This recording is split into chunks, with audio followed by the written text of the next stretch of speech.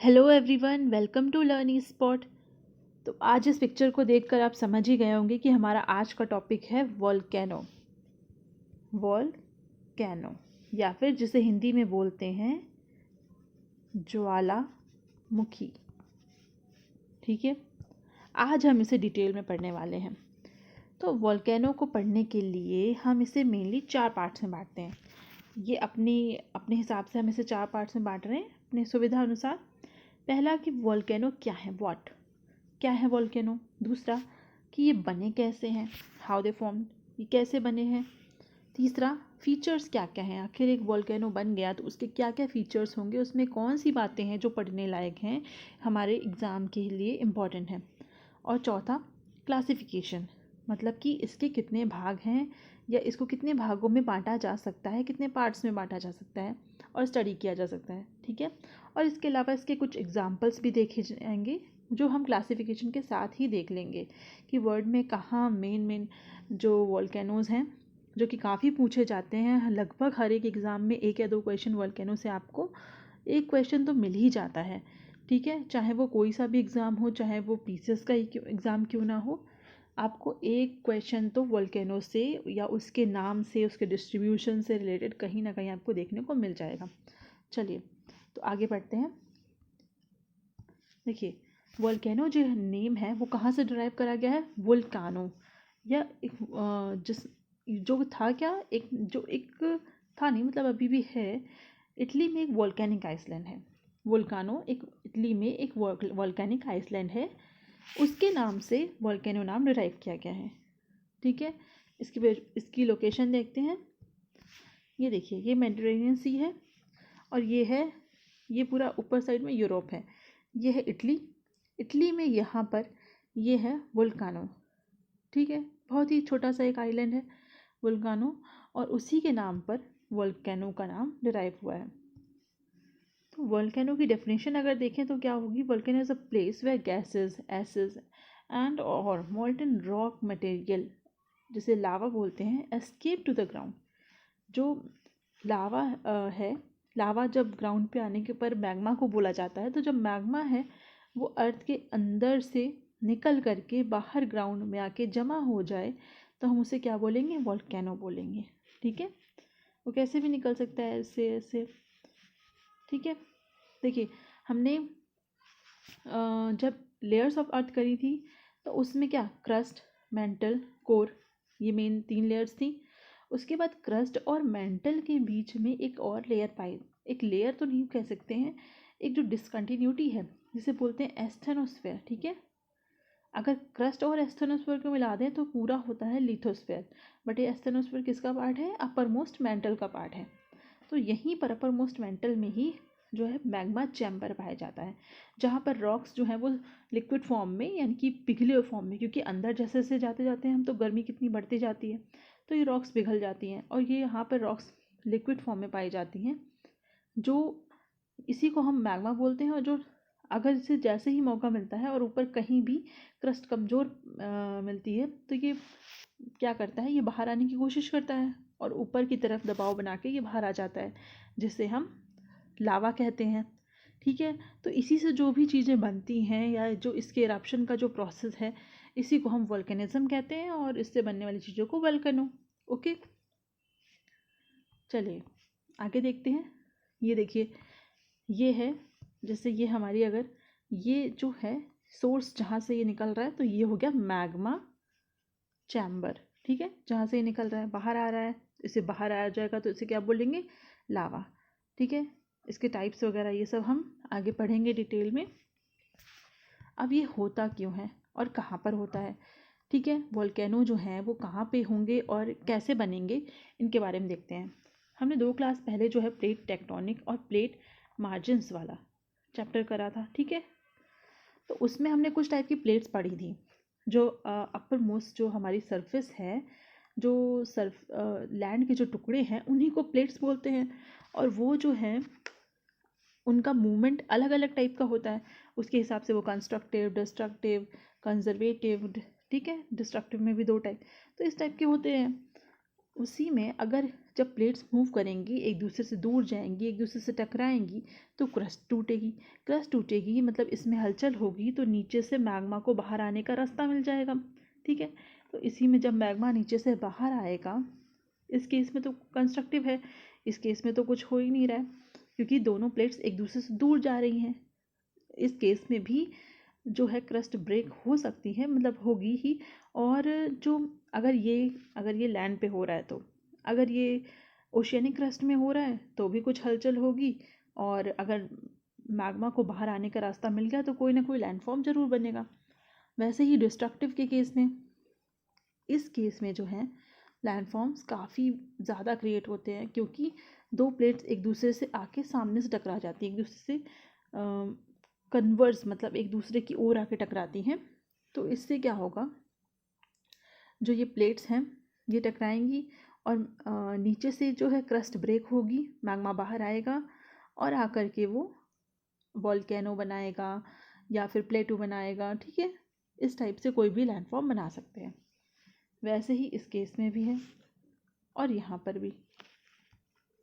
चलिए आगे देखते हैं। तो मतलब ये है कि जहाँ पर भी प्लेट मार्जिन्स पाए जाते हैं, मतलब दो प्लेट्स एक दूसरे से जुड़ रही होती हैं, वहाँ पर हमें इस टाइप के लैंडफॉर्म ज़्यादा देखने को मिलेंगे। तो इस मैप को आप ध्यान से देखिए, इसमें जो रिंग ऑफ फायर है, ये रही रिंग ऑफ फायर। ये जो पूरी आपको प्लेट दिख रही है ना, ये है पैसिफिक प्लेट। ये एक ओशियनिक प्लेट है, पैसिफिक प्लेट काफ़ी बड़ी है, और इसके किनारों पर दूसरी प्लेट्स आके जुड़ रही हैं। ये मतलब दो प्लेट्स, अगर आप यहाँ पर अगर दो प्लेट्स पाई जा रही हैं तो इनमें जो है टकराव होता होगा, और टकराव होने से क्या होगा कि क्रस्ट ब्रेक होगी तो फिर मैग्मा बाहर आएगा और जो है वॉल्केनो बना लेगा। अब देखिए यहाँ पे जहाँ जहाँ आपको रेड पॉइंट्स दिख रहे हैं, वहाँ वहाँ क्या है, आपको वॉल्केनो देखने को मिलते हैं। तो ये पूरा जो पैसिफिक के चारों ओर वाला एरिया है ना, पूरे ही उसको हम लोग, क्योंकि वहाँ पर हमें ज़्यादा वॉल्केनोस देखने को मिलते हैं, तो इसीलिए हम इसको क्या बोलते हैं, रिंग ऑफ फायर। ठीक है, आप यहाँ से देख सकते हैं, जैसे ये है, ये इंडोनेशिया फिलीपींस वगैरह से होते हुए यहाँ पर पूरा ये जापान का कोस्ट है, और ये एशिया और नॉर्थ अमेरिका के बीच की पूरी ये लाइन एल्यूशियन ट्रेंच है।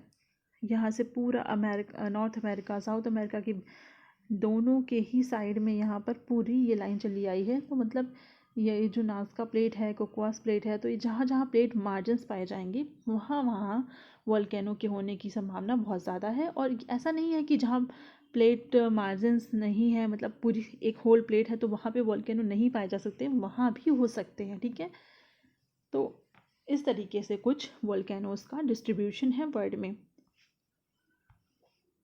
चलिए आगे देखते हैं कि एक वॉल्केनो के पार्ट क्या क्या हो सकते हैं। देखिए, जैसे जो ये मैग्मा चैम्बर, इसकी बात हमने कर ली, मैग्मा बाहर निकला। इसके निकलने से पहले ही जो यहाँ पर जो भी यहाँ पे मिट्टी होगी और जो रॉक के पार्ट्स होंगे, वो सब पहले बाहर निकलने लगते हैं। वो धुएं, काफ़ी प्रेशर पड़ता है नीचे से, तो वो धुएं के रूप में और गैसेस के रूप में सब बाहर आने लगते हैं। इनको बोलते हैं एशेस। फिर लावा निकलता है, और लावा जो है वो चारों ओर फैल जाता है। अब इसके फैलने का और इन सब के हिसाब से इनको अलग अलग क्लासीफाई करा गया है, उसको हम आगे देखेंगे।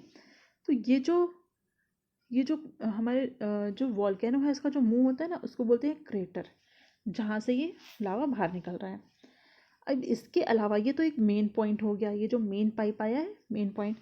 उसके अलावा भी अगर कहीं से छोटे मोटे छेद हो गए हों, मतलब छोटा मोटा वेंट हो, तो हम उसको क्या बोलेंगे, उसको बोल देंगे सेकेंडरी वेंट। वेंट मतलब ये जो पाइप है ना, मेन वेंट, मेन जहाँ से लावा निकल रहा है, तो वो मेन वाला हो गया। और उसके अलावा छोटे मोटे होंगे तो उनको हम सेकेंडरी वेंट बोल देंगे। नीचे है तो मैग्मा, ऊपर बाहर निकल आया तो लावा। लेयर्स ऑफ लावा ऐश। पहले लावा फैल गया, क्योंकि लावा निकलता जा रहा है, उसके ऊपर ये राख इकट्ठा हो जाएगी धीरे धीरे कुछ टाइम के बाद में। ठीक है, तो ये वोल्केनो के पार्ट हो गए। चलिए अब क्लासिफिकेशन देख लेते हैं वोल्केनोस को कितने हिसाब से हमने क्लासीफाई किया है on the basis of eruption. Eruption मतलब जो उसका निकलने का तरीका है उसके हिसाब से एक्टिव, डोरमेंट, एक्सटिंक्ट। एक्टिव मतलब वो होते हैं, एक्टिव वॉल्केनोज वो होते हैं जिनको, जो कि अक्सर ही जिनमें विस्फोट होता रहता है और या तो रिसेंट टाइम में हुआ हो या फिर होने ही वाला हो, तो उन्हें हम बोलेंगे एक्टिव वॉल्केनोज। डोरमेंट वो होते हैं, देखिए यहाँ पे देखते हैं, डोरमेंट वॉल्केनोज एक्टिव बता दिया, वो वॉल्केनोज जिनमें कि इरप्शन जो है ना रेगुलरली होता ही रहता है। डोरमेंट वॉल्केनोज वो होते हैं जो कि पहले तो एक आध बार कभी उनमें विस्फोट हुआ है, इरप्ट हुए हैं, लेकिन अभी वो शांत हैं, बट आगे उनमें हो सकता है, उनमें विस्फोट आगे हो सकता है, ठीक है। और एक्सटिंक्ट वॉल्केनोज वो होते हैं जिनमें अभी तक विस्फोट तो नहीं हुआ है, लेकिन और उनमें आगे विस्फोट होगा भी नहीं, लेकिन वो वॉल्केनो की प्रॉपर्टी शो करते हैं। ऐसे वॉल्केनो हैं जो एक्टिव तो नहीं है लेकिन वॉल्केनो की प्रॉपर्टी शो करते हैं, और ऐसा नहीं है कि इनमें कभी विस्फोट होगा नहीं, इनमें विस्फोट हो भी सकता है। कुछ ऐसे केसेस भी देखे गए हैं, जैसे माउंट वेसुवियस है, क्राकातोआ है, उनमें तो अपने भयंकर विस्फोट हुए हैं बाद में जो अभी तक एक्सट्रीम टाइप के थे। तो इनका कुछ श्योर नहीं है, श्योरिटी से नहीं कहा जा सकता है कि अर्थ के अंदर क्या चल रहा है और कब किधर से कोई वॉल्केनो निकल आए, ठीक है। ओके, तो अब है लावा के बेसिस पे, लावा की जो कैरेक्टरिस्टिक्स होती हैं एसिडिक और बेसिक। तो एसिडिक और बेसिक इन दोनों के हिसाब से भी हम वोल्केनो को क्लासिफाई कर सकते हैं। एसिडिक लावा वो होता है जिसका मेल्टिंग पॉइंट हाई होता है, ये बहुत ही ज़्यादा चिपचिपा, विस्कस, मतलब जिसमें जो पार्टिकल्स हैं ना वो बहुत क्लोजली पैक्ड होंगे, एक दूसरे से चिपके से रहेंगे, दूर नहीं जाएंगे ज़्यादा। गाढ़ा सा होता है एसिडिक लावा, लाइट कलर होता है इसका, क्योंकि इसमें सिलिका क्या है, सिलिका कंटेंट ज़्यादा होता है, तो ये इसमें बाइंडिंग ज़्यादा होती है। ये गाढ़ा होगा तो दूर तक नहीं फैलेगा, ये कम ही दूरी में सिमट जाएगा। अगर ये एक एसिडिक लावा से एक बना एक ये ज्वालामुखी है तो ये ऐसा होगा, वहीं अगर बेसिक लावा से बना ज्वालामुखी हो तो वो कुछ ऐसा होगा, ठीक है। एसिडिक लावा जहाँ गाढ़ा और चिपचिपा होता है, तो वहीं बेसिक लावा जो है वो एक तरल सा होता है, वो इसके कंपैरिजन में फ्लूइड होता है, मतलब थोड़ा सा ऐसा होगा कि वो जल्दी दूर तक फैल जाएगा, ठीक है। तो वो ज़्यादा एरिया कवर करेगा और ऊंचाई कम होगी उसकी। वहीं जो एसिडिक लावा से बने ज्वालामुखी होंगे उनकी हाइट ज़्यादा होगी, क्योंकि इनकी जो विस्कोसिटी है वो ज़्यादा है। और वहीं एसिडिक लावा में सिलिका ज़्यादा, तो इसमें सिलिका कम है। इसमें क्या है, आयरन कंटेंट ज़्यादा है, Fe, आयरन जो है वो ज़्यादा होगा, तो इसका कलर डार्क होगा और इसका कलर लाइट होगा। लाइट में अगर सिलिका बहुत ज़्यादा है तो येलो भी हो सकता है, और जो बेसिक लावा है तो उनमें अगर आयरन ज़्यादा है तो ये सिलिका तो कम होगा ही, आयरन काफ़ी ज़्यादा है तो ये ब्लैक भी हो सकते हैं, जैसे कि हमारा एग्जाम्पल है बेसाल्ट का, ठीक है। अब अगर हम इनको स्ट्रक्चर के बेसिस पे, जो सरफेस पे स्ट्रक्चर बनाते हैं उनके बेसिस पे क्लासिफाई करें, तो हम इनको बोल सकते हैं कंपोजिट, शील्ड, कार्डेरा, फिश, ठीक है। इन सबको हम आगे देखते हैं डिटेल में। ये देखिए, तो पहला हमारा क्या है कि वॉल्केनो का टाइप देखिए, एक तो इस चार्ट में हम जैसे जैसे नीचे जाते जाएंगे तो वैसे वैसे विस्कोसिटी क्या है, बढ़ती जाएगी, ठीक है। मतलब नीचे वाला ज़्यादा एसिडिक हो जाएगा और ऊपर वाला ज़्यादा बेसिक होगा। सबसे पहले वोल्केनो टाइप में देखो, फ्लड और प्लेटू बेसाल्ट। इसकी कैरेक्टरिस्टिक क्या है, वेरी लिक्विड लावा है, फ्लोज वेरी वाइड स्प्रेड है, एमिटेड फ्रॉम फ्रैक्चर्स, ठीक है। इसकी जो मैंने बताया था कि इसमें क्या है, सिलिका कंटेंट कम है, और इसकी जो चिपचिपा मतलब इसका जो गाढ़ापन है वो ज़्यादा नहीं है, ये तरल सा है, इसलिए ये दूर तक फैल जाता है। इसका एग्जाम्पल क्या है, कोलंबिया रिवर प्लेटू। देखिए इसका सिंपल में अगर डायग्राम देखा जाए तो ये इसमें जो है ढाल बहुत ही कम होगा, क्योंकि ये दूर तक फैल जाएगा, तो इसमें ढाल बहुत ही हल्का फुल्का ही होगा या नहीं भी होगा, ठीक है। वहीं दूसरा है शील्ड वॉल्केनो।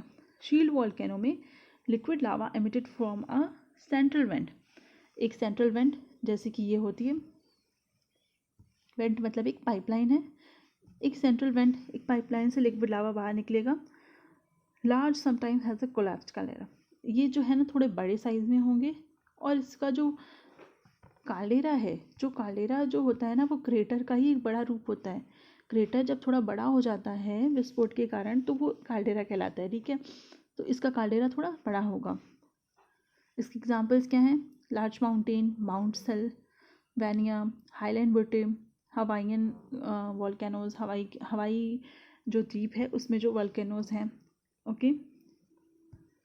इसके बाद है सिंडर कोन। सिंडर कोन में क्या है? एक्सप्लोसिव लिक्विड लावा है। लावा जो है वो काफ़ी एक्सप्लोसिव है, स्मॉल है, ये ज़्यादा बड़े नहीं होते हैं, स्मॉल होते हैं। Emitted from a central vent, एक सेंट्रल वेंट से लावा निकलता है। इफ़ कंटिन्यूड लॉन्ग इनफ में built up a shield volcano, काफ़ी टाइम तक अगर ये एमिट करते रहें तो एक शील्ड वॉल्केनो बना सकते हैं। इसके एग्जांपल क्या हैं? माउंट एबो, माउंट जियोन, चैम्बरलियन हिल, पायलट बुटे, लावा बेटे, crater of the moon. Craters जो मून पे क्रेटर्स हैं वो भी कुछ सेंटर कोन टाइप के ही हैं। ये एक बेसिक टाइप ही है ये। देखिए इसमें भी थोड़ा ऊंचाई है, ऐसे डोम टाइप में स्ट्रक्चर बना हुआ है, ओके। मतलब डोम से भी कम है, इसकी जो ज़्यादा हाइट नहीं होगी। उसके बाद है कॉम्पोजिट और स्ट्रेटोवोल्केनो। ये इनमें जो है लावा ज़्यादा विस्कस होता है, मच एक्सप्लोसिव, ये ज़्यादा एक्सप्लोसिव होते हैं। डेब्रिस मतलब पायरोक्लास्टिक मटेरियल या डेब्रिस जो है इसमें ज़्यादा निकलता है, जो कंकड़, पत्थर, बड़े बड़े टुकड़े, पत्थरों के टुकड़े, राख, जलवाष्प, गैसेस लाइक CO2 एंड सल्फ्यूरेट जो हैं गैसेस हैं, तो ये सारी गैसेस हैं, डेब्रिस है, तो ये सब इसमें ज़्यादा निकलता है। एमिशन जो है वो एक सेंट्रल वेंट से ही होता है, ठीक है। इसके एग्जांपल्स क्या हैं? Mount Baker, Mount Rainier, Mount Saint Helens, Mount Hood, Mount Shasta, okay, ये इसके एग्जांपल्स हैं। इसके बाद है वॉल्केनिक डोम। वॉल्केनिक डोम में वेरी विस्कस लावा जो है वो काफ़ी विस्कस होता है, मतलब उसमें गाढ़ापन काफ़ी ज़्यादा होता है, चिपचिपा गाढ़ापन। Relatively small, can be explosive, थोड़े स्मॉल होते हैं लेकिन एक्सप्लोसिव हो सकते हैं ये, ठीक है। Commonly occurs adjacent to crater of composite volcano. ये वॉल्केनो है इनके पास में ये पाए जाते हैं, ठीक है, इनके आसपास ही ये पाए जाएंगे। जैसे कि इसका स्ट्रक्चर देखिए, ये है तो पूरी एक्सप्लोसिव वाली प्रॉपर्टी ही, बट ये क्या है, क्योंकि इसके आसपास है, ये निकलेंगे एक्सप्लोजन से ही, बट थोड़ा दूर तक फैल जाएंगे और एक मोटा सा फैला हुआ स्ट्रक्चर बना लेंगे, एक डोम लाइक स्ट्रक्चर बना लेंगे, ठीक है। इसके एग्जांपल क्या है? Novarupta, Mount Saint Helena, lava dome, Mount Lassen, Shastina, Mount Craters, Monocraters, sorry, okay. इसके बाद लास्ट है कैल्डेरा। कैल्डेरा जिसमें कि विस्कोसिटी सबसे ज़्यादा है, very large composite volcano. Composite volcano में ये सबसे लार्ज टाइप का है। कोलैप्स आफ्टर एक्सप्लोसिव पीरियड, जब इसका एक्सप्लोजन हो जाता है तो ये कोलैप्स हो जाता है, इसमें इतना बड़ा एक्सप्लोजन होता है कि इसके बाद ये कोलैप्स कर जाता है। Frequently associated with plug Doms.